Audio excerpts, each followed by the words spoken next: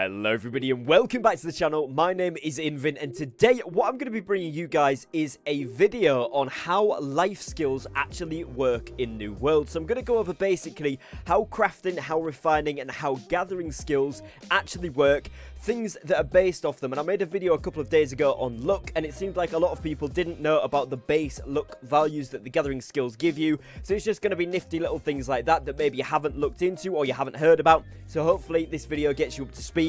For those veteran players, there's not going to be an awful lot of brand new information for you guys, but hopefully you still enjoyed the video. Hopefully you enjoyed the little recap, and maybe there is a couple of things you didn't know about in here as well. And if you do have any comments, anybody that's watching this video that I've missed from this video, any little nifty tips, tricks, or maybe it's a follow-on from something that I mentioned here, drop them down below in the comments because I'd love to get you guys involved in these videos. My favorite part is reading the comments, so make sure you drop some stuff down below as well, and let's jump into this one here. So looking at gathering first, as you guys can see, these are my gathering levels. If I just, under my camera, I'm shamelessly hiding my level 11 fishing just because I haven't really done any fishing. But let's take, for example, mining. I'm level 196 in mining. Now, when you go into this one, you're actually able to see that you've got iron, and it tells you what level. Obviously, 0, tracked at 25, yada yada, for each of these things. And then, obviously, orichalcum is 175, which is the final unlock. And then it tells you it is tracked at level 200. And that will be the same for every gathering skill in the game. The final resource that you unlock will finally become tracked on your HUD at level 200. Now, as well as this, you have your gathering speed bonus. Now, this is 152.8%. By the time I get to level 200, this should be up to 154% base increased speed. And then, of course, it tells you need a pickaxe, which obviously gives you its own base speed improvement based off what it's actually made from. So, obviously, orichalcum being the best ones. And then, of course, the tier of the weapon, so how much gear score it has actually improves the amount of speed it increases your mining by. Now, one thing it doesn't tell you on here is the innate system that they have in place for luck. So for every 10 levels, you gain 100 luck. So, for example, on the video that I made the other day, to get the rare drops from the orichalcum, according to the website New World Database, you need a minimum of 1800 luck points, which you would be given when you get to 180 mining, because it's 180 times by 10, which would be 1800. So going off that, the minimum requirements to get the rare drops from orichalcum, you just need to be level 180. That video is essentially explaining the benefits of having trophies, food, and of course having things like a mining luck set on. But some people are confused, they didn't understand that. So what happens is, for every 10 levels, you get 100 points into luck. So for example, at level 100, you will have 1000 luck points. Now then, if you have food that increases that by another 1400 points or whatever, you'll then have 2400. And then anything that you get, like a mining set or mining luck on your pickaxe, will then increase that by plus 4% per piece, plus 3% per piece, whatever you actually have. And so therefore, you always have some degree of luck, but obviously you need to be above that threshold. Now, without any food, any trophies, anything like that, 1800 is the threshold for the rare, well, legendary, I should say, drops from orichalcum, and that comes at level 180. So if you're above 180 mining, you still have the chance to get this, albeit that is a very, very small chance. But I just thought it was worth covering right at the start of this video because I think it's something that a lot of people haven't caught on to necessarily yet. If we then go into something like tracking and skinning and have a look here, you can see this one is level 200. Obviously, you've got 154% increase to the tool speed of the gathering, and of course then based off your knife as well. And it will tell you here at the top which animals you can skin up to, and currently this says skin animals that are up to level 67, which is the highest level in the game. You won't see any mobs above that, so it can be every mob. And as you guys can see, tracked at 175 for the large prey there, so that's anything that's large on the map. So pretty much everything now can actually be tracked with skinning, which is really, really good. Now obviously that's a little bit of a different one. If we look at something like logging, you'll see ironwood 175, 200 it's tracked at. Again, this one I've only got to 140, but you guys can see that I have got the kind of increase to the speed as well, and then obviously based off your axe. And all of these gathering abilities do have the innate luck bonus as well. So every 10 levels you get 100 points. So again, when I'm at level 200 skinning, that means that I actually have 2000 luck points. When I'm at 183 harvesting, it's 1800, etc, etc, etc. So these will obviously carry on. And the last thing on the harvesting, again, gatherable at 175 and then tracked at 200, and that's going to be the same across the board. But the main thing to take away from the gathering side of things is, of course, the innate luck that everything everything does have. So that is what your luck is based upon, and that is where the increase with the sets and with the pickaxes and necklaces, etc., actually should, if they're working correctly, which we haven't 100% guaranteed, but let's go with that they are, then that is how they will increase your luck bonuses. If we have a look at the refining ones then here, so we've got smelting for an example to start off with. This one I've got level 200, and obviously it tells you what level you unlock each of these things at, and it also tells you that where it's performed at. So obviously this one is at the smelter. Now obviously you need to be level 200 for these Asmodean bars. These are actually locked out, so you can only make 10 of these per day. After that it will lock you out for 24 hours, and then you come back, I think maybe it's actually about 23 hours. You come back in, you're able to craft some more, 10 the next day, 10 the next day, etc, etc, etc. So there is some time-based crafting, which obviously if you want to stock up on those you will need to abide by, but generally the main aim of leveling this up, other than being able to unlock the higher level and higher tier resources, is of course to have a higher chance at being able to get multiple resources from one roll. So let me head over to the smelter and I'll show you guys what I mean. So as you guys will see, obviously this is with max levels. This is level 200 in smelting, and you'll see here just in the top right above my camera, it says chance to craft additional items is 20%, and that's on charcoal. If we look at iron, 20%, 20%, 18% on steel, so it goes down the further up the materials you go, but it's still a good percentage. So void bent, you've still got 20% to craft an extra, which is really, really good. Then we move down, steel is 18, star metal is 15, orichalcum is 13, and asmodium is 0, so you don't ever get an extra roll with those, bear that in mind. Again, silver, 20%, 15% on gold, and 13% on platinum. So when you get up to 200, your minimum percent chance to craft additional items is of course 13%. Now, as well as this, it is influenced by the tier of refining resource you use. So if you're using tier 4, you've got obviously a little bit of percentage, so you put that in and it's kind of the same. If you put in tier 5, I have found that I generally tend to get more extra items out of this, and I think that's because it's a higher grade refining material. So you can always do that as well if you want to maximize your profits, as it were, or your crafts, but you don't get any extra XP for the additional items crafted. So bear that in mind, you will just get the base XP if it's something that you are trying to level up, and this is the same across the board for all of the different refining skills in the game. So if we look at something like maybe weaving, this will be exactly the same. And of course, when you go over to the loom, it will tell you that you have a certain chance to craft these additional items. So as you guys will see, at level 149, or essentially let's say 150, I've got a 15% chance on the bottom resources, so the base ones, to craft additional. Move up one, 13%, move up one again, 10%.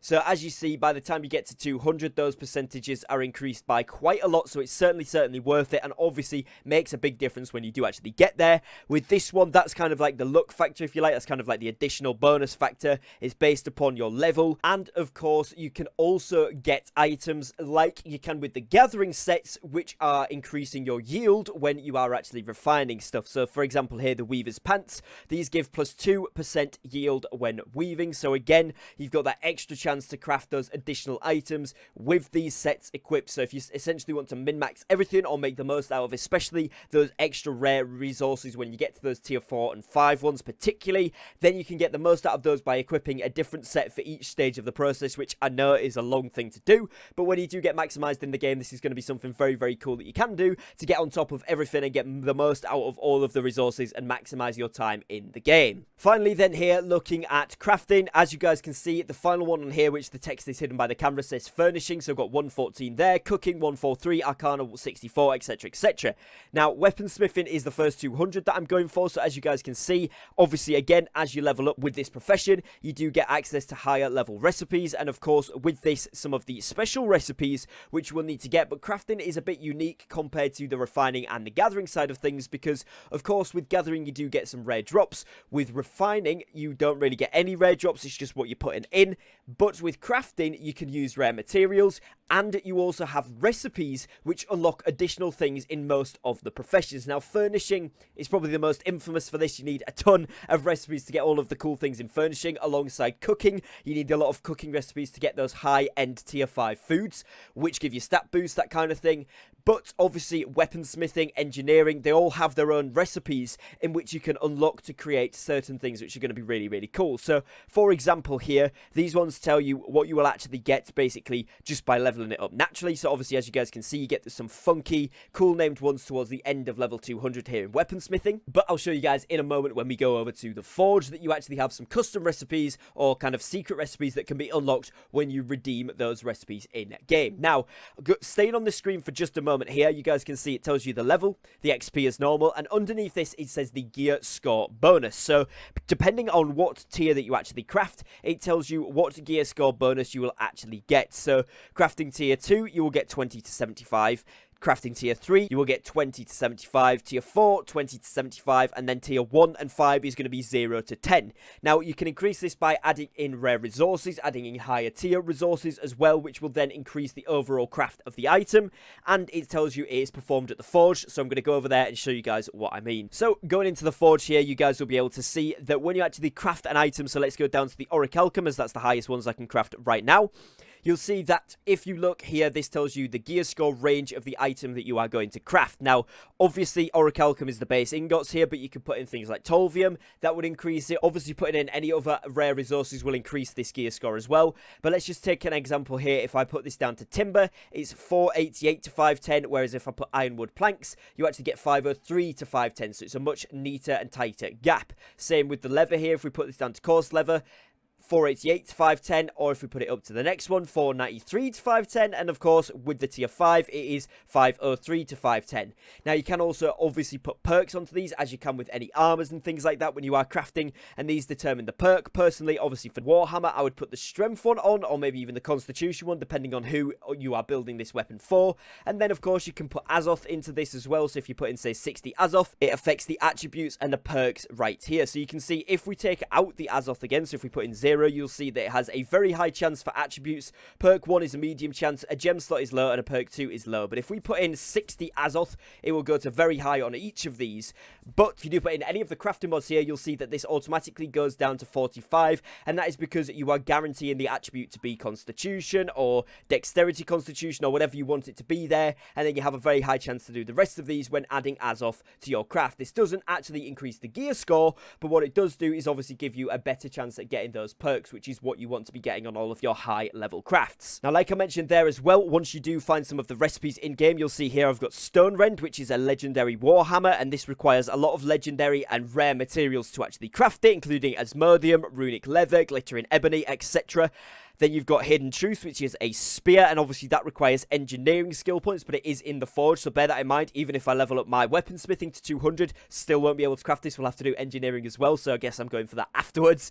And then, of course, Needler down here as well, which is another weapon crafting one, and that is 193. And again, it crosses asmodium, runic leather, glittering ebony, etc., etc. But these ones are 590 gear score, and just underneath it here, it tells you the attributes, so the dexterity intelligence, it comes with the gem already in, and the perks that it will come with. So that is the good thing. You can see the predetermined perks and work out whether it's something that you want. Again, same here with the Stone Rend here, which is actually a warhammer. Not sure why it's showing as a sword, but repulsing, clear out, keenly fortified, and refreshing comes with 3 perks. An abyssal 4 gem, which obviously you can swap out if you want to, but that's what it comes with, and plus 16 strength, 8 con. So you can then make that. The gear score on this one is bugged. It's not 1,000 gear score, so just ignore that. It'll be somewhere in the 590 region, I would imagine, or 595, 585, something like that. So those are going to be your high-end ones. Then obviously if you put in some of those extra crafts, if you've got it up to 200, that's where you've got the chance to craft those 600 gear score ones with your crafting recipes there. Another thing that's worth noting when you actually are using a crafting profession, so let's look at armoring for example,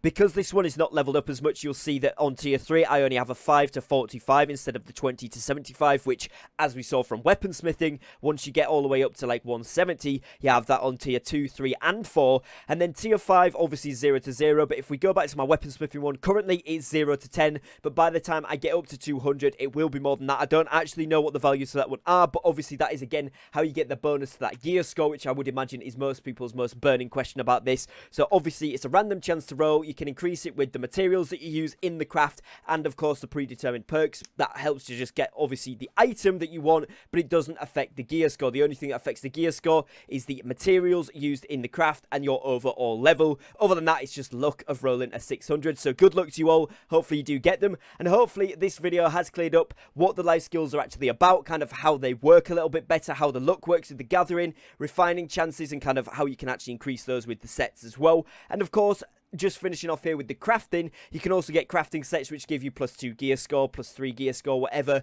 to each of the things, and you can have, again, 5 pieces of those, essentially giving you a +10 to the gear score, again, pushing you up to that 590 to 600 gear score on every craft as a minimum, which is really, really good. Certainly worth investing in once you get up to that 200 mark in the actual crafting skill itself, and it's something that I certainly will be doing. Doesn't work for things like cooking and furnishing, obviously, because they're a little bit different. You're just crafting the actual items, the consumables, rather than something like a weapon or an armor with gear score. So it only works for things that produce a gear score on an item. So dual crafting, engineering, armoring, and of course weaponsmithing. You can get the sets for those that increase them. So that's another final tip just to take away with you there. So you can get an extra 10 gear score out of that. So hopefully you guys have found this video useful and informative. If you have, be sure to hit the like button down below. And if you are new here to the channel and you would like to see more New World content, then please do be sure to subscribe down below with the notification bell on so that you don't miss out on any uploads. I'd love to have you here as part of the community. I do upload every single day, so if you do want to be here and be a part of that, that would be amazing. Other than that, if you'd like to join my Discord, the link for that will be in the description and in the comments as always. And other than that, guys, as always, thank you very much for watching. Take care and peace.